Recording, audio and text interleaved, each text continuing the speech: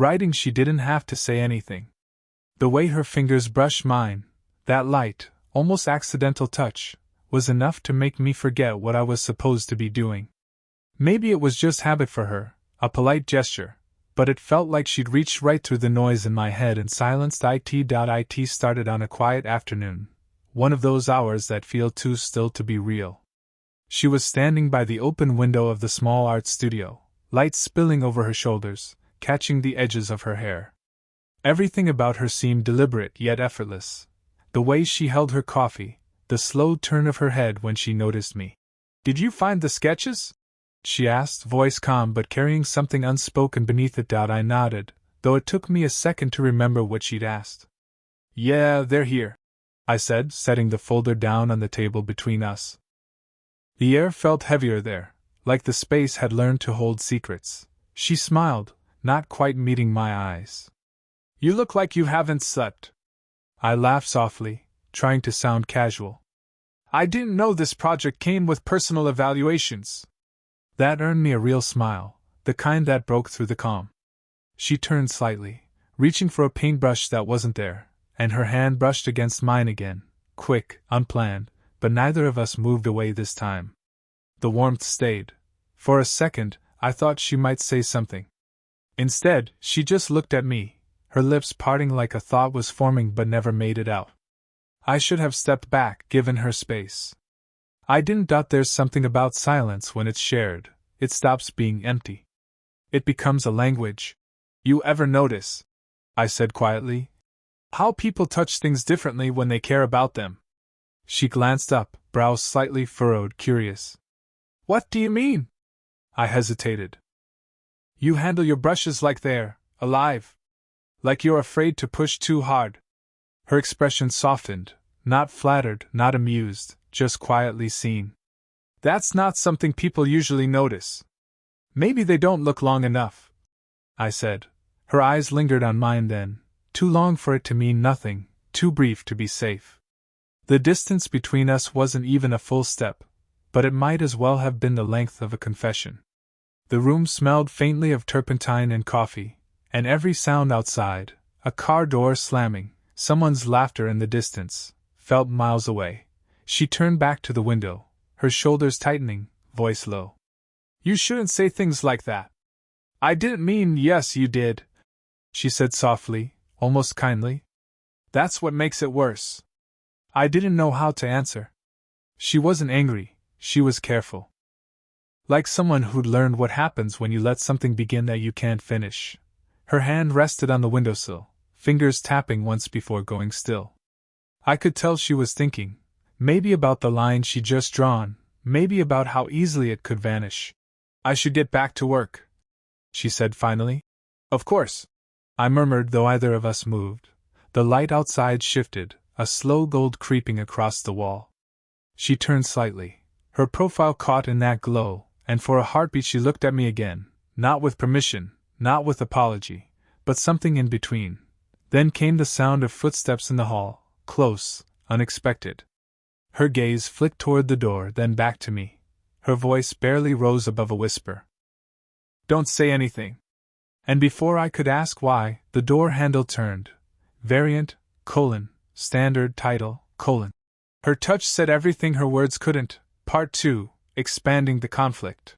ID, 62108. The sound of footsteps faded down the hallway, leaving behind the kind of silence that only exists after you've almost been caught. She exhaled slowly, like she'd been holding her breath for too long. "I didn't expect anyone back this early," she said, still facing the window. "Who was it?" "Probably one of the students," she said, brushing it off. "It doesn't matter." But the way her voice wavered told me it did. I stayed quiet, watching the tension roll through her shoulders. The sunlight had shifted again, and her reflection in the glass was faint, like she was both there and not. "You used to teach full-time?" I asked. She nodded, still not turning around. "Until last year. I thought I needed a break. Turns out I just got used to being alone." It wasn't what she said, it was how she said it. No bitterness, no drama. Just quiet truth. I hesitated before speaking. Someone hurt you?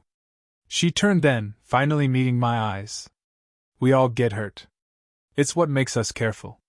There was something in the way she said careful that made it sound like a warning, not just for her, but for me too.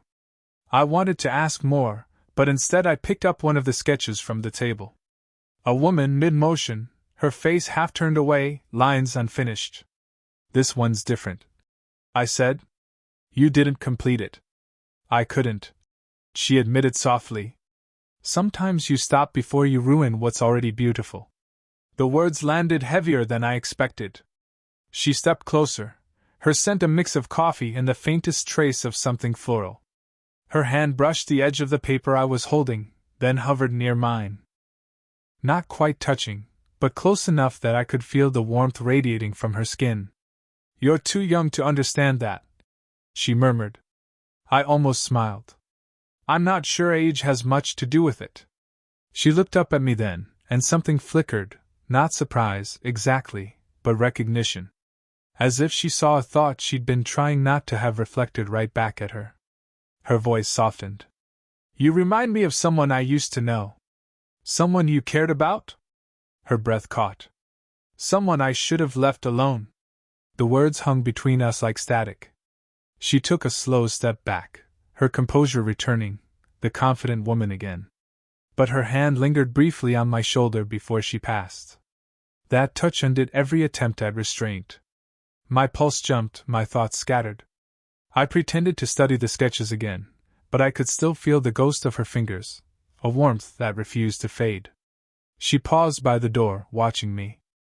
You don't know what you're doing, she said gently. Maybe not, I said, lifting my gaze to hers. But neither do you. Her lips parted, no denial, no retort. Just silence. Then, after a long pause, she crossed the room again, stopped beside me, and whispered, That's what scares me. Her hand brushed mine as she took the sketch from my fingers, skin against skin, brief, trembling, deliberate. Neither of us moved away. Variant, standard, title, Her touch said everything her words couldn't. Part 3, heightening suspense. ID, 62109. The next few days blurred together, quiet visits, brief exchanges, both of us pretending nothing had shifted. But the air between us had changed, even silence carried weight now. That afternoon, the rain came early, drumming softly against the studio windows.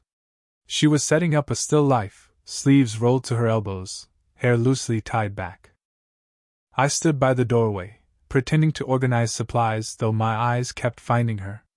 You can come closer, she said without looking up. You hovering there makes me nervous. I moved beside her, heart beating faster than it should have. Sorry. Force of habit. She smiled faintly. You have strange habits. The smell of rain mixed with the faint scent of turpentine. I could hear every small sound, the soft drag of her breath, the brush tapping against glass. Her shoulder brushed mine once, accidentally. Then again, not so accidentally. You ever think, I asked quietly, that some people come into your life at the wrong time? She froze mid-stroke, the brush suspended. All the time. Our eyes met, and neither of us looked away. The tension wasn't sudden anymore. It had been building, brick by brick, waiting for one careless breath to bring it down. Before I could say anything else, the door creaked open. A man's voice called out, You left your phone in the lounge, Miriam. She turned sharply, stepping back so fast her brush clattered onto the table. Thank you, Daniel, she said, her voice calm but too quick. Just leave it there. He hesitated, eyes flicking between us, me standing too close, her trying to look unbothered. Right. Okay. He set the phone down and left, the door clicking shut behind him. The silence that followed was deafening. She pressed a hand to her forehead, laughing softly but without humor. You see what I mean about wrong timing? I wanted to say something reassuring, but she looked so tired, not from work, but from fighting something she couldn't name. He doesn't know anything, I said finally. Doesn't matter, she whispered. People always see more than they should. She moved toward the table, reaching for a cloth, but her hand trembled slightly. I stepped closer without thinking, steadying it. My fingers closed around hers, warm, tense, unmoving. She didn't pull away. Her breath hitched. I felt it before I heard it. We stood like that, too close, not speaking, both aware of everything unsaid. Her gaze flicked down to my lips, then up again, sharp with self-control. "This can't happen," she murmured. "I know." But neither of us stepped back. The sound of rain grew louder, the world outside fading. Her hand was still in mine, her pulse quick beneath my thumb. For a moment, she leaned in, just slightly, just enough to erase the space between us. I could feel her breath against my skin, the faint tremor that betrayed everything her words refused to. Then she caught herself, eyes closing, pulling in a slow, steady breath. "Go," she said softly. "Before I forget why I shouldn't." I didn't move. She opened her eyes again, meeting mine, and in that quiet, trembling look it was clear we were already too far past forgetting. Variant, standard, title, Her touch said everything her words couldn't. Part 4, nearing the climax. ID, 62110. The next evening, the studio felt different, quieter, heavier. The rain had passed, but the air still held its damp breath. She was already there when I arrived, sitting on the edge of the desk, her fingers tracing the rim of a half-empty mug. "You came back," she said without looking at me. "I wasn't sure if I should." "You shouldn't have." Her tone was firm, but she didn't move away when I stepped closer. We stood in the fading light, the room dim except for the faint glow from a desk lamp. I could see the exhaustion in her face, not from work, but from holding herself together too long. "Miriam," I started, unsure of what I was asking. She sighed, rubbing at her temple. "You think this is simple, don't you? That because we feel something, it has to mean something." I took a breath. "It does mean something." She looked up at me then, eyes sharp but glistening. "You don't understand what it's like to be judged for wanting what you're not supposed to want." Her voice broke slightly at the end, and before I could think, I reached out, brushed a strand of hair from her face. She didn't flinch, didn't look away. "I don't care what people think," I said softly. "That's because they've never looked at you the way they look at me," she whispered. "A woman my age doesn't get to be reckless." Her hand came up, resting against my chest as if to push me away, but she didn't. The warmth of her palm burned through the fabric. "You make it hard to remember my own rules," she said, barely audible. Her breath mingled with mine. Every heartbeat felt louder than the world outside. I could smell the faint trace of paint on her hands, the warmth of her skin, the soft tremor in her voice. "You keep saying this is wrong," I murmured, "but you're still here." Her lips parted, a breath, not an answer. She leaned closer, eyes flicking between my mouth and my eyes, torn between wanting and running. "I shouldn't want this," she whispered. "But I do." The words hit like a confession and a surrender at once. My pulse stumbled. Her hand slid up, resting lightly against my jaw. Every instinct screamed to close the distance, but neither of us dared to cross it. Then a sharp buzz, her phone vibrating on the table behind us. The sound broke the moment like glass. She froze, hand still against my face, eyes wide. Neither of us turned toward it. "Miriam," I said, voice low, rough with everything I wasn't saying. "If I walk away now, I won't come back." Her gaze trembled, fear, want, regret, all tangled together. She took one small step closer, her voice barely above a breath. "Then don't walk away." The phone buzzed again. The air between us cracked with the weight of what would happen next. She lifted her chin slightly, just enough that I could feel her breath brush against my lips. One heartbeat, two, before the studio door creaked open behind us. Variant, standard, title, Her touch said everything her words couldn't. Part 5, the twist. ID, 62111. The door opened halfway before stopping. Daniel's voice filled the space again, too familiar now. "Miriam? You left this." He paused when he saw us, frozen just inches apart. Her hand dropped from my face so quickly it left the ghost of warmth behind. "Daniel," she said too evenly. "What are you doing here?" He hesitated, eyes flicking between us. I forgot my jacket." "Didn't mean to interrupt." The air in the room turned solid. I could feel her stiffen beside me, see the color drain from her face as she forced a smile. "You didn't," she said. "I was just helping him with some final sketches." Daniel nodded slowly, but his expression said he didn't believe it. He looked at me once more, then back at her. "You sure that's all it is?" The question landed like a blade. She straightened. "Yes. That's all." He held her gaze a moment longer, then turned and left, the door closing too loudly behind him. When the silence returned, it wasn't the same kind as before. This one hurt to breathe in. She sank onto the edge of the table, pressing a hand to her mouth. "He saw," she whispered. "He knows." I took a cautious step forward. "Knows what?" "We didn't, it doesn't matter," she cut in, voice trembling. "Rumors don't need proof. They just need air." Her eyes met mine, and I saw it there, not just fear, but something deeper, shame. "Miriam," I started, but she shook her head. "I told you this couldn't happen," she said. "You don't understand what it costs me." Something in her voice cracked, and before I could stop myself, I reached for her hand. She let me, barely, her fingers cold and unsteady. "Tell me," I said softly. "What are you so afraid of losing?" Her lips parted, and for a long moment she didn't answer. Then, quietly, "Myself." The word hit harder than any accusation could. I wanted to tell her she wouldn't lose herself, that I saw her clearer than anyone else did, but she was already pulling away, standing too fast.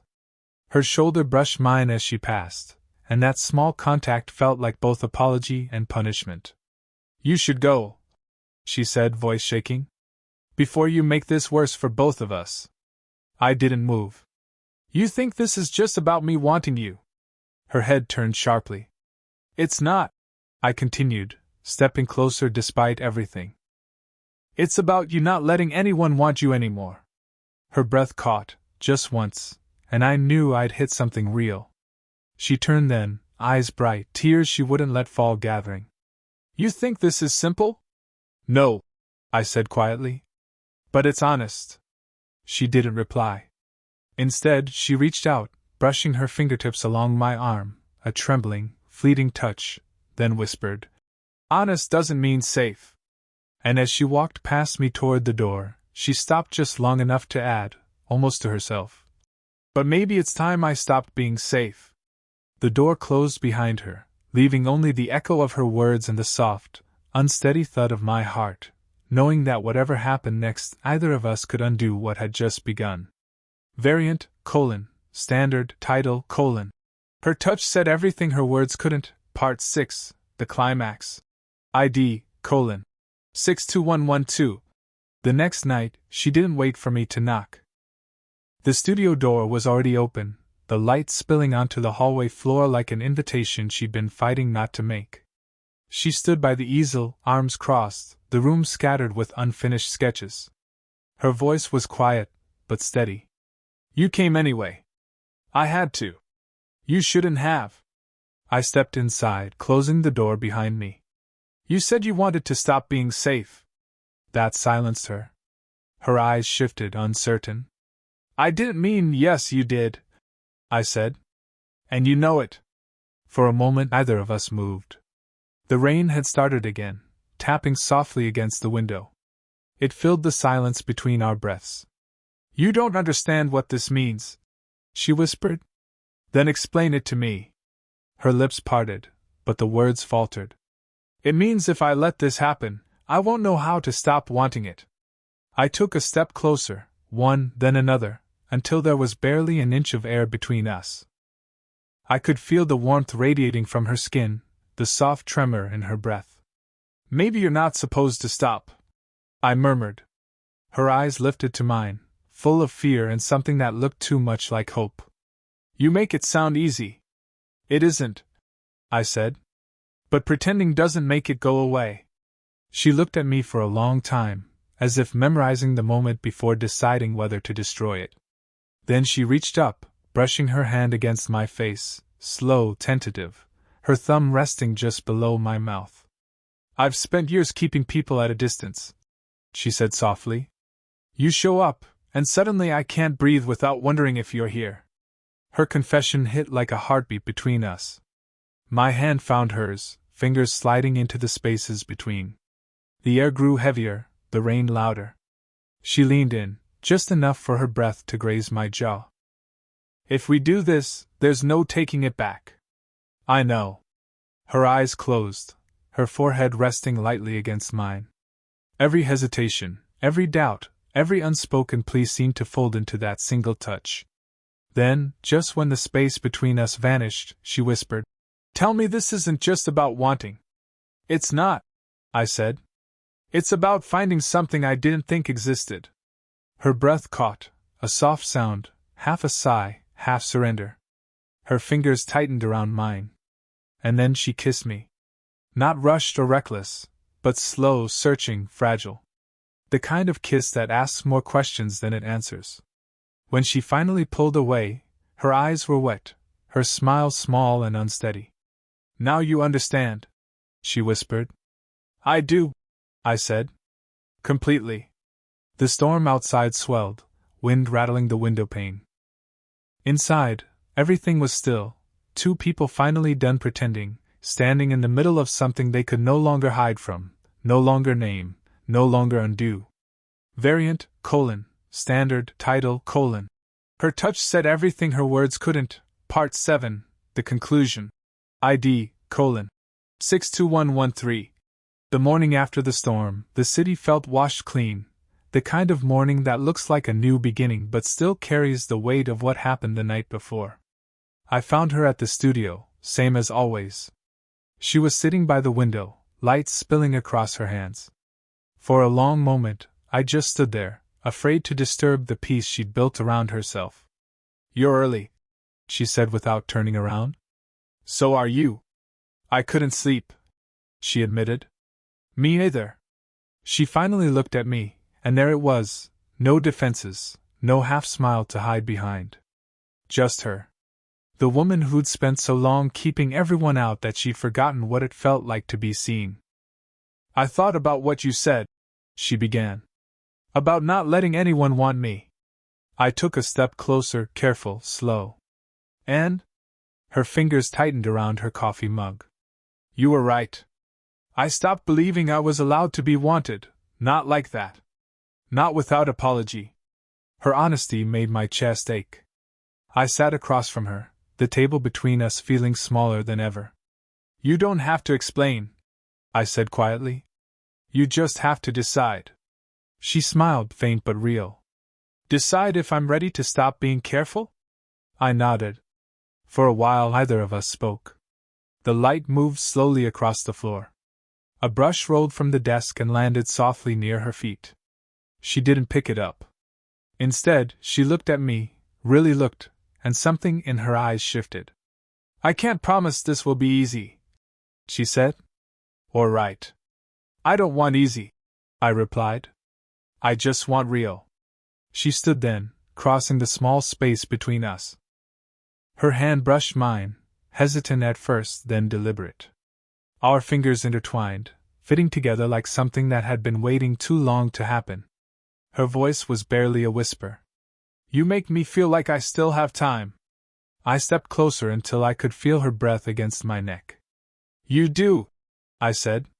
"We both do." She leaned her forehead against mine, closing her eyes.